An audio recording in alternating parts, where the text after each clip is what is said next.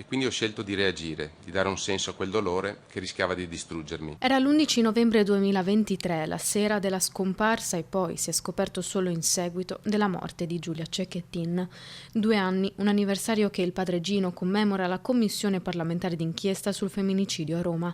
L'introduzione, prima del dibattito, è scandito dalle sue parole. Non sono qui per chiedere più punizioni o leggi più dure. La giustizia serve, ma arriva sempre dopo.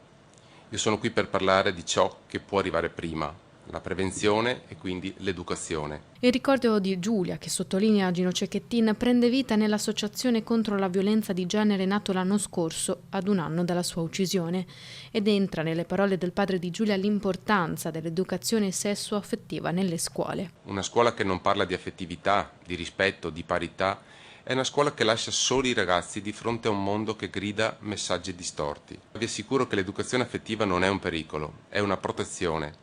Non toglie nulla a nessuno, ma aggiunge qualcosa a tutti. Per Giulia e per tutte le Giulia che verranno, vi chiedo di fare una scelta coraggiosa, di credere nell'educazione come prima forma di giustizia, come la vera forma di prevenzione. In aula è Gino a ricordare 2 femminicidi, quello di Giulia Strapazzolo e Barbara Belotti, particolarmente efferati, e ribadisce la necessità di agire in prevenzione. 2 occasioni dove forse potevamo fare di più, perché in un caso c'era stata una denuncia e nell'altro c'è stato un malfunzionamento o addirittura il braccialetto elettronico è stato disattivato. Oggi la violenza di genere viene spesso raccontata come un'emergenza, ma non lo è.